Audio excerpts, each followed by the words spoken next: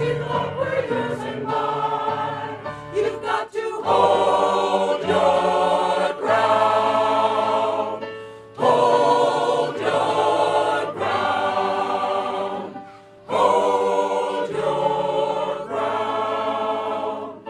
Hold your ground. We have 130,000 members in Ontario who are going to bear the brunt of his recommendations. But it's not just the folks who deliver the services. It's all of the people of Ontario who rely on good public services who will be the real victims of Mr. Drummond's recommendations. Cuts for psychiatric survivors cut deep to the very personhood, to where our personhoods are taken away from us. Our capacities are taken away from us. And we are, ultimately dehumanized. We're not seen as a group of people, right?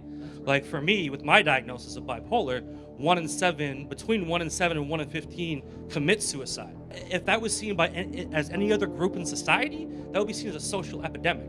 But the fact that I'm seen as having a mental illness, that's just seen like, well, then take your medication. 1 in 7. I lost my mother to suicide in 2001 when she couldn't afford rent, being on ODSP, nor got adequate services. So I live these experiences, I don't just talk about them. I've been a correctional officer since 1998, the past 5 years of which I've worked primarily in the Special Needs Unit. The best way to describe the Special Needs Unit at the Toronto Jail is a house of cards. There's a total of 72 beds, but it's not uncommon to have inmates sleep on the floor on a mattress. Many requests have been made for the addition of another officer to this area with no commitment by the administration. Following some well-documented incidents involving inmate deaths, the ministry's response was to add more surveillance cameras.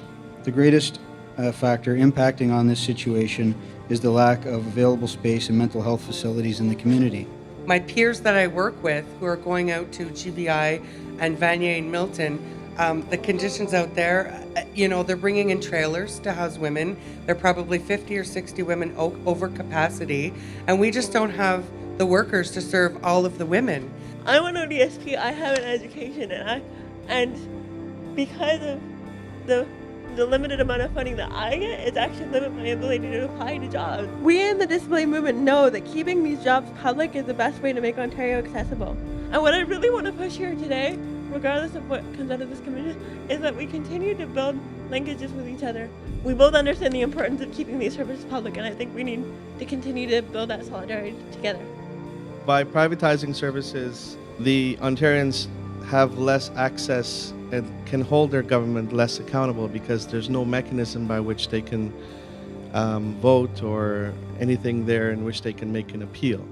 It's kind of a misconception in Canada, and especially in Ontario, because we have the Great Lakes, just right at our doorstep, that we will always have sort of access to clean and safe drinking water, when that's really not the case. And obviously, with what happened in Walkerton in 2000 is the most sort of glaring and devastating example of what happens when there are budget cuts to sort of the frontline workers. The people on the ground in the Ministry of the Environment, they care. They care really, really deeply about what's going on in our environment, what's going on with water in Ontario, and they see the issues at stake. They're stretched way, way too thin. They don't have the resources or the manpower to monitor like the thousands and thousands of cases where there's contamination of especially groundwater all throughout Southern Ontario, all throughout Northern Ontario, especially in Aboriginal communities.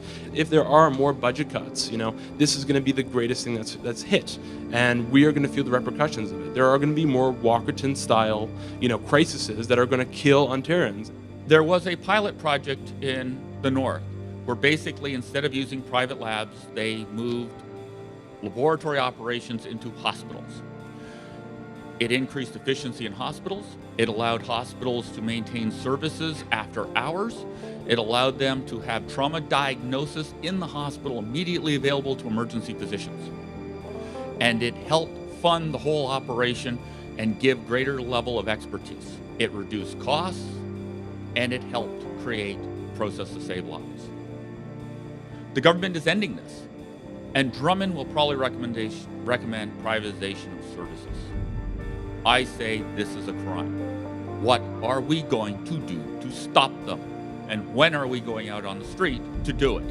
Since 2007 to 2009, there was a 17% increase in poverty in this province. if the rich hadn't have been given tax breaks that they've been given since 1980, we could have paid for all of the deficits in Canada at this point.